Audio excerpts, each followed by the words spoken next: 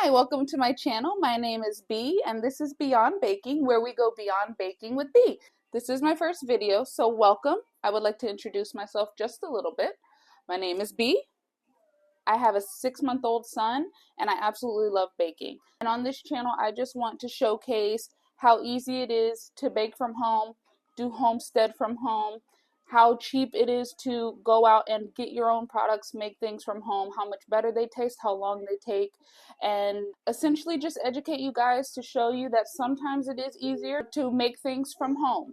At this channel, we're going to do everything together. I want to be realistic in how long things take, exactly how to do things, how they come out, and I want to go on journeys with you guys where we go to flea markets or farmers markets, we go to the store, we check out prices, everything, so you understand if things are easier to make at home or if they're easier to just go out and buy. So come along with me while we go on our journey together. Okay, so in my first video, we are going to be making the infamous focaccia bread, and this is the best recipe that I have found. And I apologize if you hear my 6-month-old son in the back. He is jumperooing all around. So this recipe is amazing. I absolutely love this focaccia recipe. I will link the link down below of who I got this recipe from, and I'll show you guys exactly how to make it. It's super easy.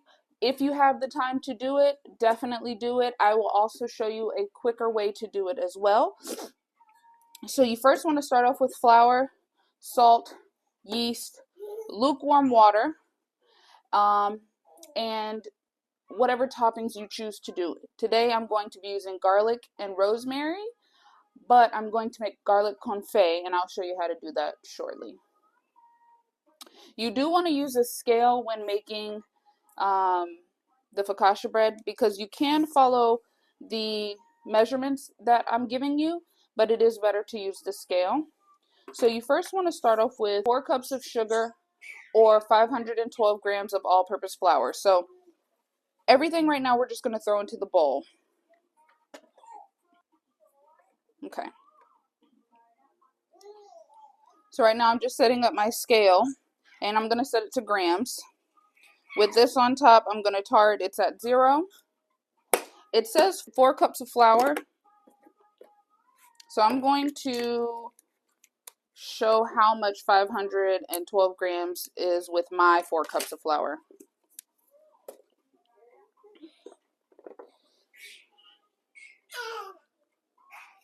Okay. So my 1 cup got 157 grams. My 2 cups gets me 311.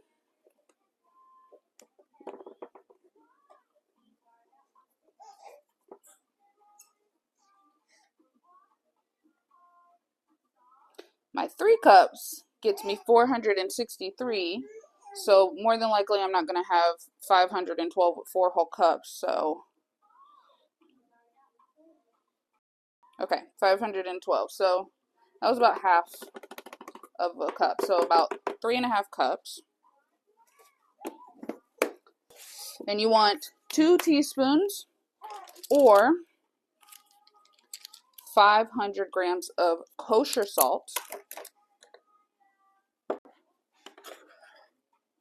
So again, I'm going to show you.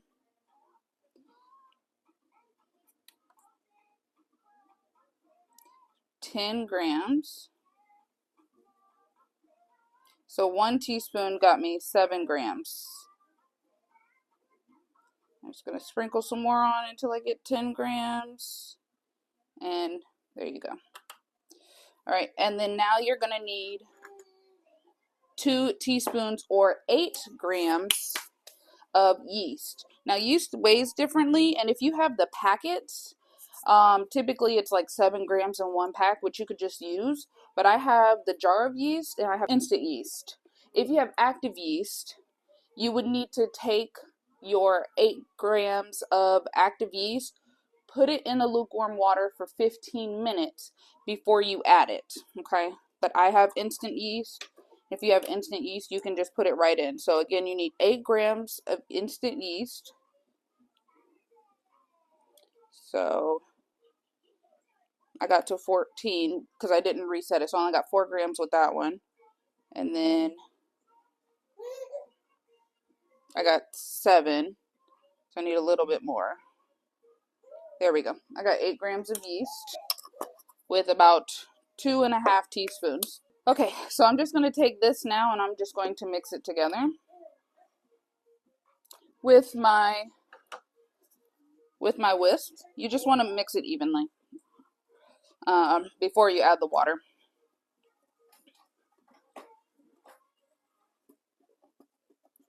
Perfect. Now, you're going to want to add 2 cups of lukewarm water. You don't have to follow the grams, but if you choose to follow the grams, 455 grams. When you do lukewarm water, the best way to do it would be to do 1.5 cups of cold water, and you can just use faucet or filtered water, and then 1/2 cup of hot water, which is what I have here. So I'm just going to add that. And I'm going to mix it with a spatula, with a rubber spatula.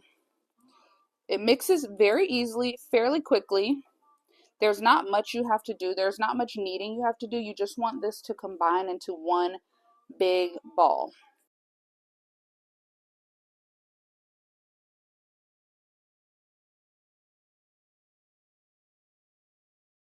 Okay. And you just want to mix until it's well combined, and make sure there's no leftover flour just sitting around, which is what I was doing while I was scraping the bottom like that.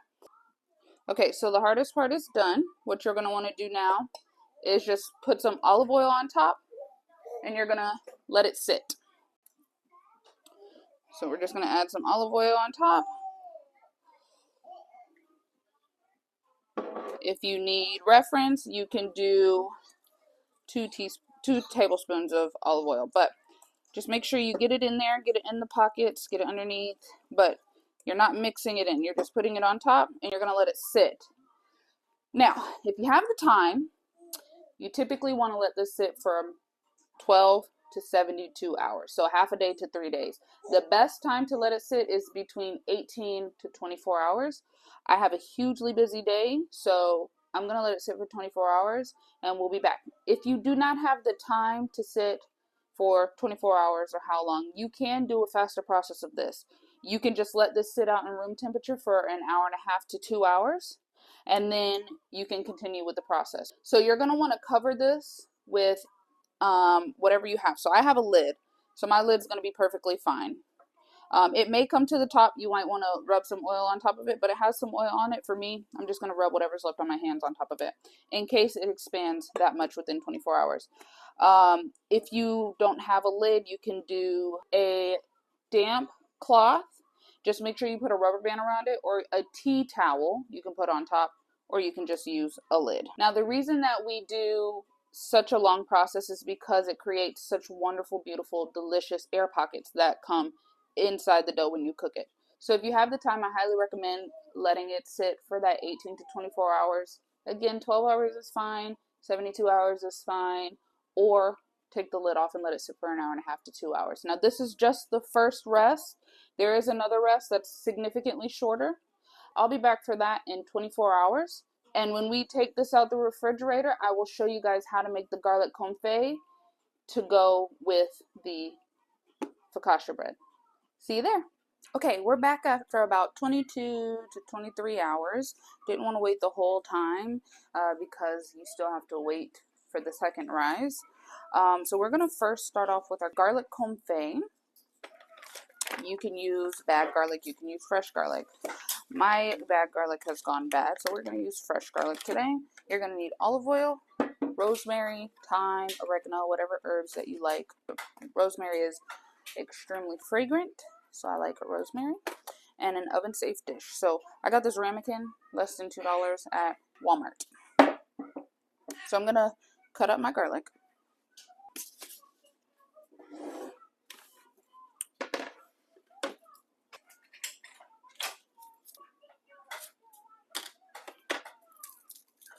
Just going to pop this open. I'm going to slightly smush them so that the covering will come off, and I'm going to cut the butts off. And I'm just going to do this for all of my garlic. You can use as much garlic as you like. I'm just going to use one bulb. And I'm not squishing my garlic all the way down, just enough to get the skin off.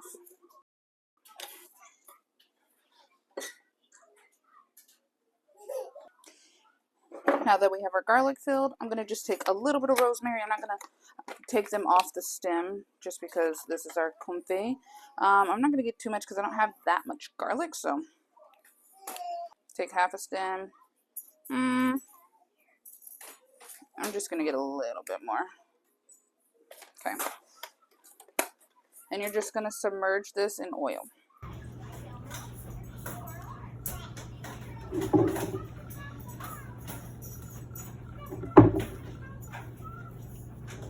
Now you're going to put this in the oven for 2 hours. So I'm going to go ahead and put this in the oven, and then I will be back with the dough that we have in the refrigerator. Okay, so we got our dough. First look. It has risen significantly. Absolutely beautiful. So when we first take this out, you want to oil your hands. And then you're going to fold in the dough.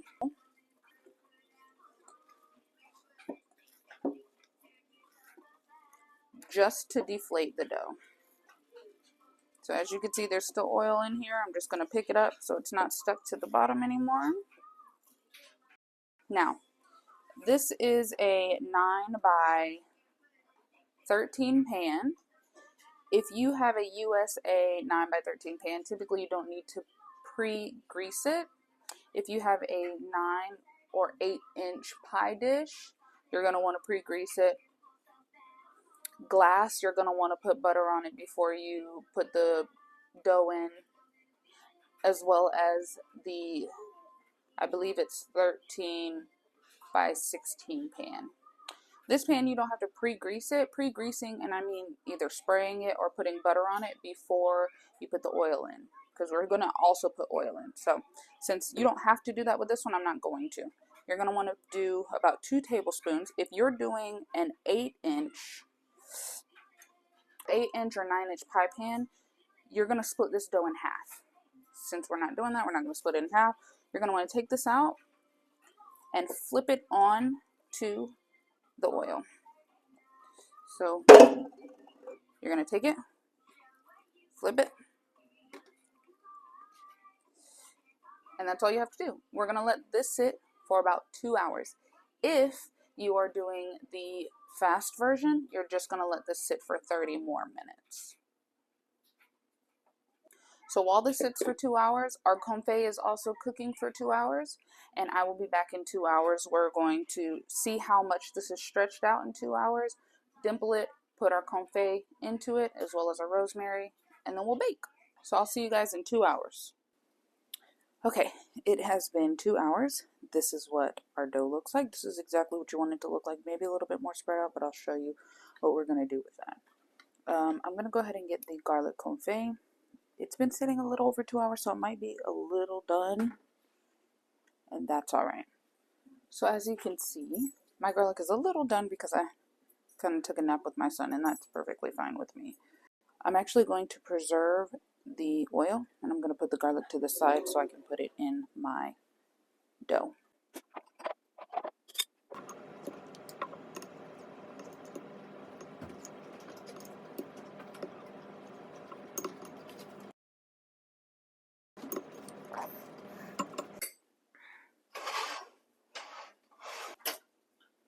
I'm going to strain my oil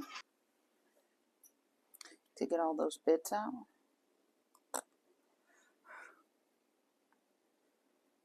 But we're just going to put everything right in here.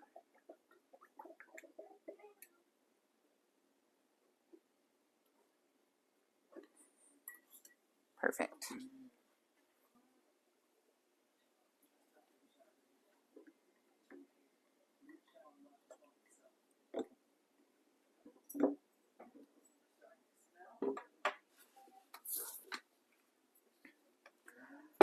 Okay, now that we have the garlic confit done, we're going to go ahead and stretch this bread out to reach the corners.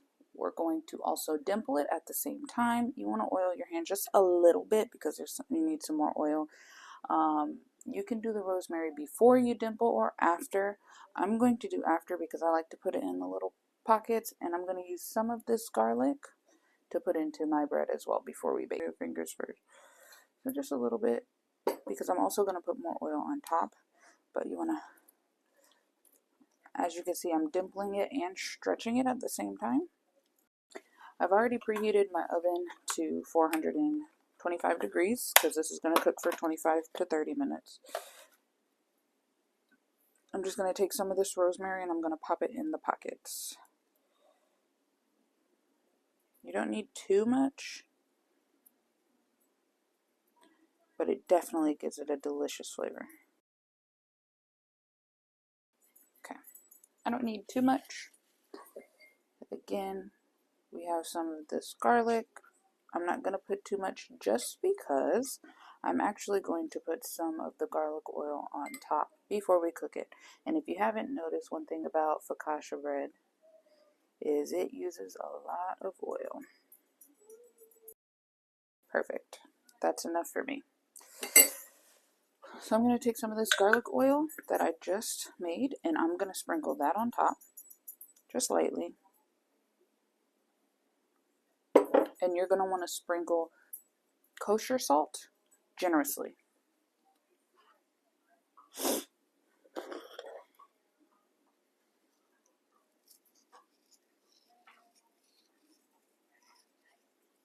That's perfect.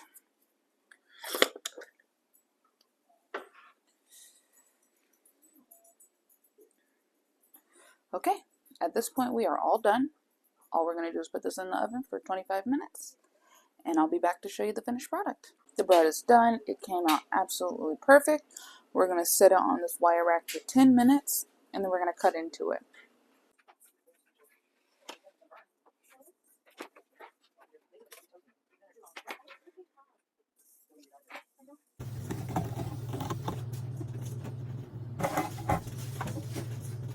Look at these absolutely beautiful air pockets, and it's so squishy and soft.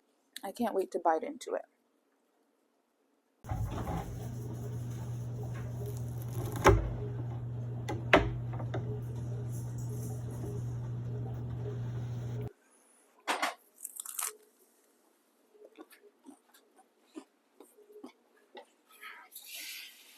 Oh, wow. Okay, so the bread came out absolutely perfect. It's delicious, it's crunchy. The garlic is a little crispy, so I might have to redeem myself on another video. But please, if you guys like this video, please comment. Let me know what other videos you'd like to see from me. Subscribe to my channel. I have so many more videos in store. I'm super excited to go on this journey with you guys. If you try the bread, please let me know how it comes out. I would love to hear all of your stories. You can follow me on Instagram at Beeyond Baking and TikTok as well. There will be some live videos coming up soon, new updates, new posts. So follow along on this journey with me, and I'm so happy that you guys are here. See you next week. Woo! Woo! I did my first ever video. I got you, baby. I got you, baby. Hi, welcome to Beyond Baking. My name is Bee, where we go beyond baking with Bee.